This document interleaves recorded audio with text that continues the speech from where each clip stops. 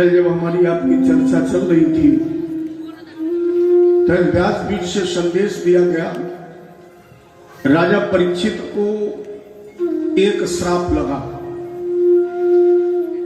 इत लंघित मर्यादम तक्षके सप्तमे हन।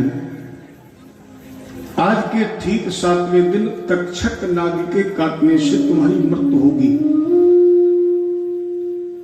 जरा हम आप यहां आत्ममंथन करें कि क्या केवल परीक्षित को ही श्राप है? अच्छा, हमारे आपके लिए कितने दिन बने? 7 दिन तो है,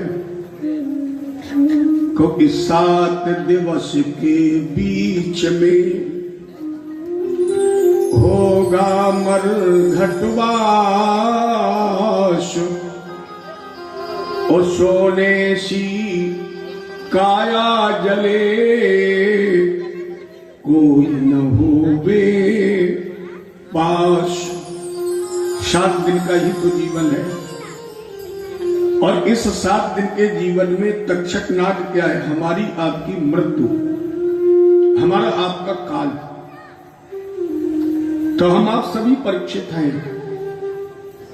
तो जिस तरह उस परीक्षित ने वेदव्यास पुत्र सुखदेव जी से प्रश्न किए हैं, वही जिज्ञासा हमारी आपकी भी होनी चाहिए। और वो जिज्ञासा है कि मनुष्य जन्म से लेकर मृत्यु के समय तक क्या करे जिससे उसका कल्याण हो जाए। ये हमारे जीवन के मूलभूत प्रश्न हैं। जिस प्राणी की मृत्यु सन्निकट है, बहुत जल्दी मरने वाला है, वो क्या करे जिससे उसका कल्याण हो जाए। सुखदेव जी ने कहा था, राजेंद्र बहुत सुंदर तुम्हारे प्रश्न है, वरियानेश ते प्रश्न, इससे श्रेष्ठ कोई प्रश्न हो ही नहीं सकते। इसलिए हम तुम्हारे प्रश्न का उत्तर दे रहे हैं। राजेंद्र, अगर मानव अपना कल्याण चाहता है तो गीता में भगवान ने कहा, औनित्य का क्षरम ब्रह्म व्यायाहर मनु स्मरण या प्राय तजद्वेहम संयाति परमाम गति। भगवान कृष्ण ने कहा है, अर्जुन, अगर मानव कल्याण चाहता है तो ओम अक्षर रूपी ब्रह्म, उकार, अकार और मकार, इन 3 का समावेश करके एक शब्द बना ओम। और इस ओम शब्द रूपी ब्रह्म का जो चिंतन करता है, एक रहस्यात्मक बात यहां यह है कि हम आप कितना भी विवेचन कर लें, कितना भी उसका गुण गा लें, क्या वो पूर्णतः सत्य है? जितना भी हम आप गाते हैं वो सब उस अथाह सागर की एक बूंद है, केवल एक बूंद। फिर उसका स्वरूप क्या है? अगर वेदांत को देखा जाए तो वेदांत भी कहता है कि उसका ना कोई रंग है, ना कोई रूप, ना कोई साज, ना उसका कोई श्रृंगार, ना उसकी कोई आवाज, ना उसकी कोई पहचान। फिर बोले तुम उसे जैसा चाहते हो वैसा बना दो, वो वैसा ही है। कृष्ण के रूप में चाहते हो कृष्ण है, राम के रूप में चाहते हो राम है, शिव के रूप में चाहते हो शिव है। एकोन ब्रह्म द्वितीयो नास्ति, ईश्वर एक था, एक है और एक ही रहेगा। अब उसका अनुभव कैसे हो सकता है? राजेंद्र, जैसे है आपको बर्फी खिलाई जाए, बर्फी जानते हो? बर्फी खिलाई जाए और आपसे पूछा जाए कि खाने में कैसी लगी, तो हम आप उत्तर देंगे मीठी। मीठी तो होती है। अब आप ये बताइए, इतने लोगों में मीठा कैसा होता है? ये कोई बता सकता है? यही ब्रह्म है। बहुत दूर जाने की आवश्यकता नहीं, यही ब्रह्म है जिसका आप अपने जीवन में केवल अनुभव कर सकें, अनुभूत कर सकें। ब्रह्म अनुभव का विषय है। अनुभूत का विषय है, वो वाणी का विषय नहीं है। इसलिए राजेंद्र, अगर मानव कल्याण चाहता है तो जीवन के जितने भी कर्म हैं और सब भगवान को समर्पित कर दे। मोह मूल बहुशूल प्रद त्याग उत्तम अभिमान भजहु राम रघुनायक कृपा सिंधु भगवान को कि लाज लगे हरि के गुण गावत। अगर भगवान का नाम लेने में शर्म लगती है तो राजेंद्र जानते हो क्या होगा? लाज लगे हरि के गुण गावत तो तेरो काज सब बिगड़ेगू। अगर भगवान का नाम लेने में शर्म लगती है तो संसार के जितने बने बनाए कार्य हैं वो भी बिगड़ जाएगा। कौन बढ़ावत है दुख को हरदास जब यम देख डरेगू। ये राम भजो ना सब तज मूरख को लाज लगी तो नरक परेगू। अगर भगवान का नाम लेने में शर्म लगती है तो फिर एक ही स्थान है नरक। पुनरप जन्म पुनरप मरणम, फिर पुनः जन्म पुनः मृत्यु। पुनरप जननी जठरे शयनम, जन्म हुआ मृत्यु हुई, मृत्यु हुई जन्म हुआ। इसलिए सब कुछ त्याग करो। देखो, परमात्मा ने कहीं नहीं कहा कि तुम काम न करो। परमात्मा ने यह भी कहीं नहीं कहा है कि तुम धनोपार्जन मत करो। आप ज्यादा से ज्यादा अच्छा काम करिए, ज्यादा से ज्यादा धन पैदा करिए, ज्यादा से ज्यादा अच्छा खाइए, ज्यादा से ज्यादा अच्छा पहनिए, लेकिन एक काम मत करिए। कौन? अच्छा किया तो बोले मैंने, और बिगड़ गया तो बोले भगवान ने। नहीं, सब कुछ समर्पित कर दो। ब्रह्मार्पणम मस्तु। जो कुछ भी है वो सब गोविंद तुझे समर्पित है। माया मोह से दूर हो जाओ तो परमात्मा तुम्हें प्राप्त हो जाएगा। और इसके लिए राजन तुम्हें करना क्या है? जितासनो जित श्वासो जित संगो जितेन्द्रिया स्थूले भगवते रूपे मनः संधार दिया। मन भगवान के चरणों में लगाना है। अब लगाने के लिए सबसे पहले क्या करना है? जितासन। सबसे पहले आसन को जीते। जित श्वासो, श्वास पर विजय प्राप्त करें। इसके बाद संगत, क्योंकि संगत से गुण जाता है, संगत से गुण आए। बांस फांस और मीसरी एक ही भौतिक है। और जब संगत पर विजय मिल जाए तब जितेंद्रिया, 5 कर्मेंद्रिय, 5 ज्ञानेंद्रिय, एक मन अपने आप जीत जाएगा। जब ये चीजें आपके अंदर आ जाएंगी तब मन भगवान के चरण कमलों में लगाए। श्री कृष्ण चरणाम भोजम स्मरम दुखम गमिष्यति। अगर मन भगवान के चरण कमलों में लग गया और आपने एक बार भी स्मरण कर लिया तो वह आवागमन के बंधन से मुक्त हो जाएगी। लिखा वेद व्यास जी ने श्रीमद् भागवत के इस शिखरणी श्लोक में, असारे संसारे विषय विष संगाकुल धिया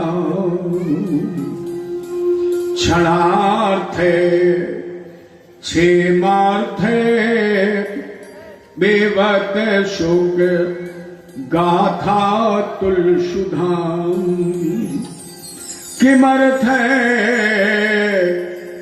व्यर्थे भो ब्रजत कुबुधे कुतसित कथे परीक्षित तत्साक्षी।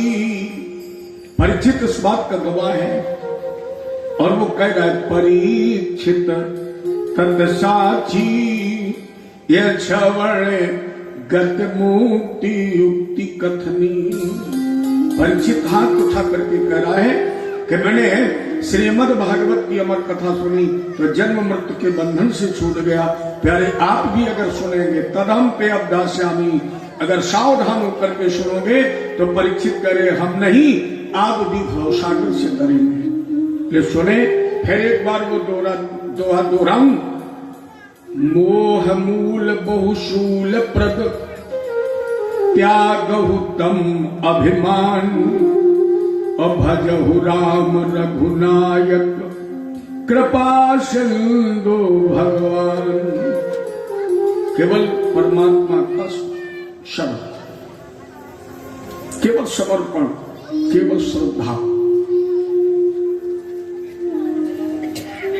क्योंकि जहां तक तुम्हारी दृष्टि पहुंच रही है, जो भी तुम्हें दृष्टिगोचर हो रहा है, जो तुम्हें दिखाई पड़ रहा है, ये सब हमारे बालकृष्ण गोविंद का एक खेल है। लेकिन जैसे तुमने देखा होगा, एक बच्चा,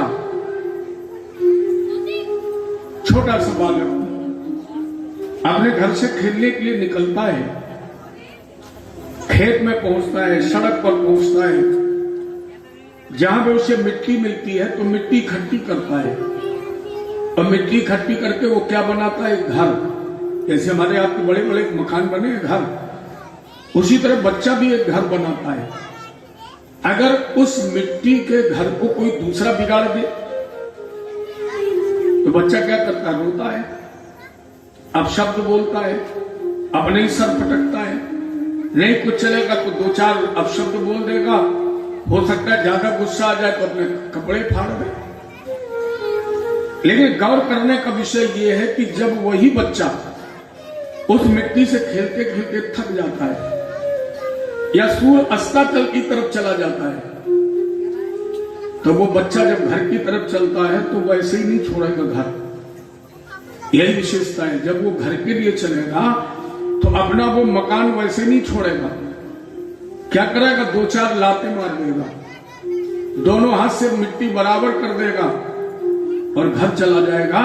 सुबह जब फिर आएगा तो फिर वही मिट्टी इकट्ठी करेगा, फिर वही खिलौने बनाएगा, खेलेगा, खेलने के बाद फिर उस खिलौने को बिगाड़ देगा। इसीलिए संत कहते अजब रचा भगवान खिलौना माटी का। अजब रचा भगवान, आप कितना भी से धो लेना, कितना भी साबुन लगा लेना, कितना भी से सुखा लेना, और अगर मिट्टी देखनी है तो जब हाथ सूख जाए तो केवल हथेली रगड़ के देख लेना। और जैसे तुम एक दो बार हथेली लगोगे, कभी रगड़ के देखा है, क्या निकलता है, मिट्टी ही तो निकलती है, मिट्टी ही निकलती है। इसीलिए लोग कहते हैं अजब रचा भगवान खिलौना माटी का। जिस तरह एक बच्चा खेलता, बनाता और बिगाड़ता, उसी तरह मेरा गोविंद भी अपने खेल के लिए हमारे आप जैसे मकान बनाता है और वो बिगाड़ता भी है। अब उसका दिन कितना होता है, ब्रह्मा की एक रात के बराबर उसका दिन है, और ब्रह्मा की एक रात में हमारे आपके 1000 चतुर्युग बीतते हैं। ब्रह्मा के एक दिन में 1000 सतयुग, 1000 त्रेता, 1000 द्वापर और 1000 कलयुग। यह ब्रह्मा का एक दिन है, और इतनी ही लंबी ब्रह्मा की रात है। दोनों को मिलाकर कहते हैं कल्प। एक कल्प में 14 मनवंतर होते हैं। एक मनवंतर में 71 सहित 6/14 चतुर्युग बीतते हैं। ये वैवस्वत मनवंतर, ये जो चल रहा है, ये वैवस्वत मनवंतर है। इस वैवस्वत मनवंतर का ये 7वां है, और इस 7वें वैवस्वत मनवंतर का ये 28वां कलयुग है। ऐसे जब लगभग 71 कलयुग बीत जाएंगे तब 7वां मनवंतर समाप्त होगा और 8वां लगेगा। इस तरह जब 14 मनवंतर बीत जाते हैं तब प्रलय होती है, और उस प्रलय के बाद माने वो ब्रह्मा की रात है, और उस रात के व्यतीत होने के बाद जब परमात्मा पुनः खेलने की इच्छा करता है, वो बिल्कुल शून्य रहता है, बिल्कुल शून्य। और यही परमात्मा से बात करने का नंबर भी है। परमात्मा से बात करना बहुत कठिन नहीं है, बहुत सरल है। वो पढ़ने में सुनने में कठिन है, लेकिन मिलने में वो इतना ही सरल है। बिल्कुल स्थिति कैसी है, जैसे आप यहां बैठे हैं पश्चिम बंगाल में, और आपसे ये कहा जाए कि आप हमारे वृंदावन में नंबर मिलाइए, आपको वृंदावन का नंबर दिया जाए और आपसे कहा जाए कि वृंदावन नंबर मिलाइए, तो जब आप वृंदावन में नंबर लगाएंगे तो सबसे पहले कौन सा अंक डायल किया जाता है? सबसे पहला अंक है 0। अर्थात जिस दिन तुम मेरे बिहारी जी के सामने 0 हो जाओगे, उसी दिन तुम्हारा परमात्मा से तार जुड़ जाएगा। केवल आपको 0 होना है, 0, नथिंग, कुछ नहीं। और जिस दिन तुम्हारे मन में भाव आ गया कि मैं कुछ भी नहीं, उसी दिन मेरा गोविंद तुम्हें सब कुछ बना देगा। और जब तक तुम खुद बने हो, अरे बहुत बार सुना होगा आपने द्रौपदी चीरहरण का प्रसंग। द्रौपदी जब तक साड़ी पकड़े रही और ये कहती रही कन्हैया दौड़ कर आ जाओ, साड़ी अभी मैं पकड़े हूं। भगवान बोले तुम पकड़े हो तो मेरी जरूरत क्या है? कब भगवान ने द्रौपदी की रक्षा की? जब द्रौपदी बिल्कुल शून्य हो गई, साड़ी दांत से दाबी और दोनों हाथ उठाए, आवाज लगाई, गोविंद मेरी लाज तेरे हाथ। और जैसे कहा ला, मुंह खुल गया, और जैसे मुंह खुला दुशासन ने साड़ी खींच दी। अब दांत से दबी रह गई साड़ी, फिसल गई, और जैसे फिसल गई द्रौपदी ने वही कहा, मेरी लाज तेरे हाथ। एक क्षण नहीं लगा, राजेंद्र द्रुपद दुलारी चहुओर चितय, अपन ध्यान दियो यदुनाथ जहां है। भीष्म द्रोण सब मौन हुए, और दुशासन अंबर लेन चाहत है। अभी तक कृष्ण को नहीं बुलाए, आवा लगाई, 5 पति तन हेर रही, 5 पतियों की तरफ देख रही, 5 पति तन हेर रही, यदुनाथ उबारो दुख महा है। होती है नारी उघारी सभा बीच, 4 भुजा के मुरारी कहाँ है। 5 पतियों का भी जब सारा टूट गया, केवल मुरारी की याद आई, तो उसने क्या किया? सुंदर सफेद श्याम बैन ने हरे रे पीरे। एक नहीं, ये कन्हैया ने अपनी बहन द्रौपदी के तन में क्या जोड़ दिया? अरे सुंदर सफेद श्याम बैन ने हरे रे पीरे, और ढेर बहुतेरे जो गिनने में न आते हैं। द्रौपदी के काज बन के बजाज प्रभु, और लाद के जहाज मानो द्वारिका से लाए।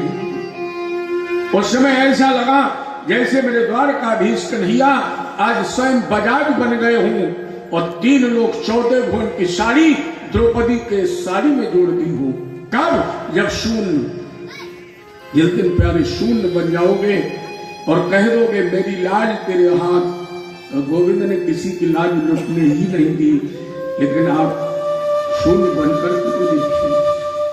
द्रौपदी ने दोनों हाथ बढ़ाए और आवाज लगे, कहाँ जा छुपे हो तुम प्यारे कन्हैया,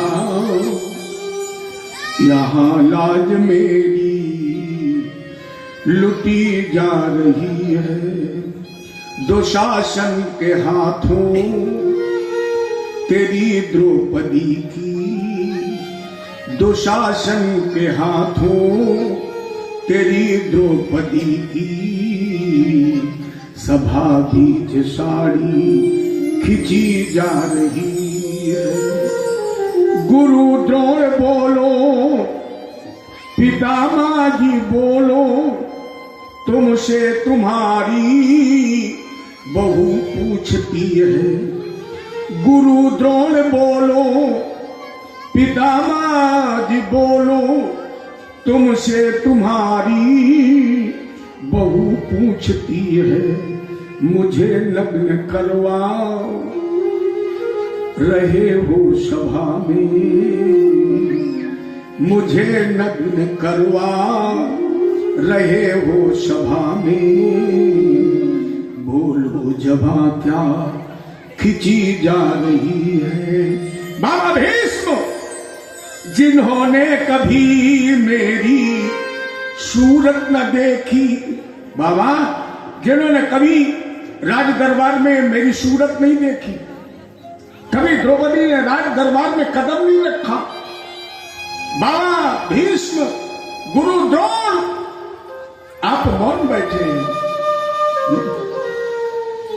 जिन्होंने कभी मेरी सूरत न देखी, वो देखेंगे नंगा बदन आज सारा, मुझे नग्न करवाओ, रहे हो सभा में,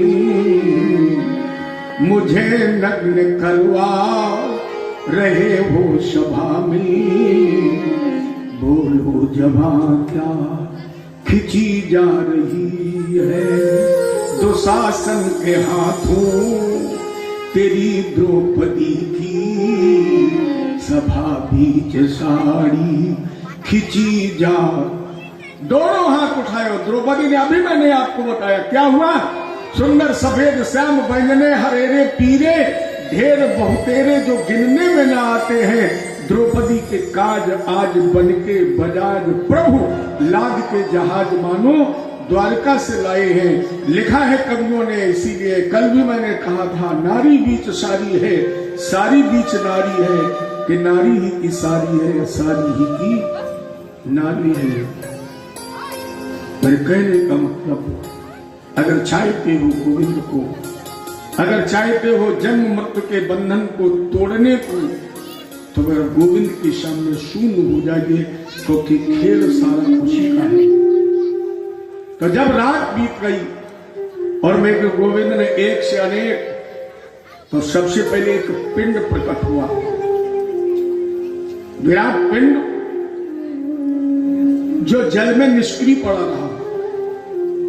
जैसे कुछ लोग जल कहते हैं, कोई नीर कहता है, पानी कहता है, या शायद उसे ज्यादातर लोग जल कहते हैं। जल का पर्यायवाची शब्द है नाग। जल का पर्यायवाची शब्द है नाग। तो नाग में जब ये पिंड निष्क्रिय पड़ा रहा, तो इसका नाम पड़ गया नर। इस समय आने पर इस पिंड के तीन भाग हुए, आत्मा, परमात्मा और विराट।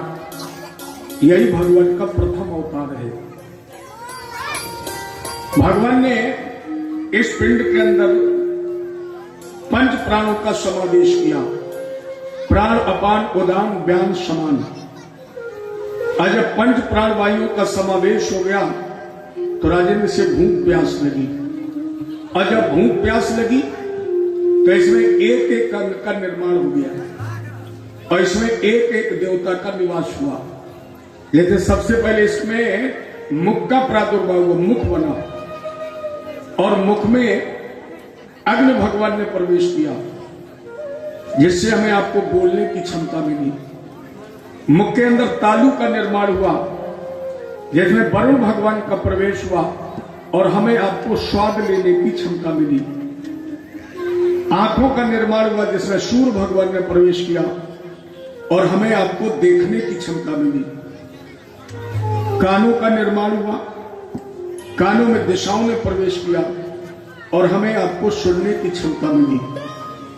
त्वचा का निर्माण हुआ, जिसमें वायु देवता ने प्रवेश किया, और हमें आपको स्पर्श करने की क्षमता मिली। नाक बनाई गई, नाक में अश्विनी कुमारों ने प्रवेश किया, और हमें आपको सूंघने की क्षमता मिली। पैरों का निर्माण हुआ, जिसमें वरुण भगवान विष्णु का निवास है, पैरों में भगवान विष्णु का निवास है, और हमें आपको चलने की क्षमता मिली। इसके पश्चात इनके मुख से ब्राह्मण, भुजा से क्षत्रिय, पेट से वैश्य, और पैर से शूद्र का निर्माण हुआ।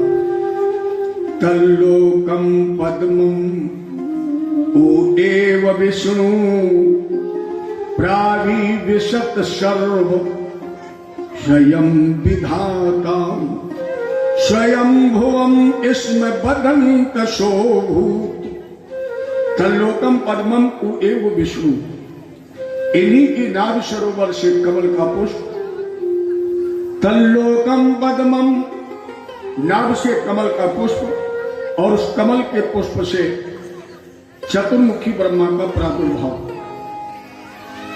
उस समय अज्ञानी थे, उन्होंने सोचा मेरा जन्मदाता कौन है, किसने मुझे पैदा किया है। तो अपने जन्मदाता का पता लगाने के लिए उसी कमल नाल के अंदर चले गए। बहुत समय तक ढूंढा, जन्मदाता का पता नहीं लगा। तो फिर कमल के पुष्प पर आ गए, ध्यान अवस्थित हुए और ये विचार करने लगे कि आखिर मेरा जन्मदाता कौन है, मेरा जन्म क्यों हुआ, मुझे क्या करना है। उस समय जो अथाह जल भरा हुआ था, ये जल आपस में टकराया और टकराने से वर्णमाला का 16वां और 21वां अक्षर सुनाई पड़ा। 16वां अक्षर है ता और 21वां अक्षर है पा। तो जब दोनों अक्षर जुड़े तो तप शब्द का निर्माण हुआ। ब्रह्मा जी को ऐसा लगा जैसे कोई कह रहा है तप तप। तो ब्रह्मा जी ने तपस्या की, तपस्या के द्वारा ज्योतिष स्वरूप परमात्मा का दर्शन किया। चतुष्ट श्लोकी भागवत का ज्ञान प्राप्त करके इन्होंने सृष्टि की संरचना प्रारंभ की। मानस में भी बाबा कह रहे तपे बल रचई प्रपंच विधाता, तपे बल रचई प्रपंच विधाता, तपे बल विष्णु सकल जगताता, तपे बल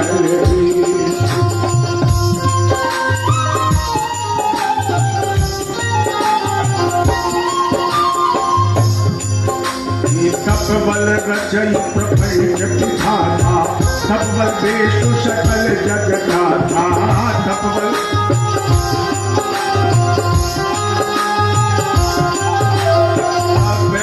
बल शंभु, तपे बल शंभु करहि संहारा, तपे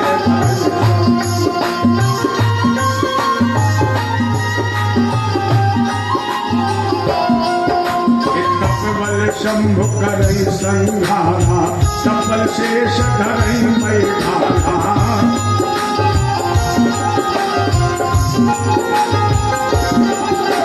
तपबल शंभु करहि संहारा, तपल शेष धरहि मैधारा, तपे बल शंभु करहि संहारा।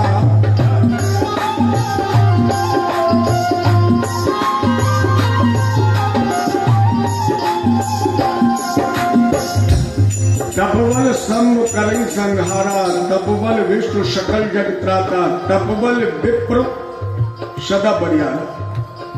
परिणाम स्वरूप ब्रह्मा जी ने तपबल के द्वारा 10 प्रकार की सृष्टि का प्रादुर्भाव किया, जिसमें 6 सृष्टियां प्राकृतिक हैं, 3 सृष्टियां वैकृत हैं और एक मध्य की सृष्टि है जो प्राकृत एवं वैकृत दोनों के बीच की है।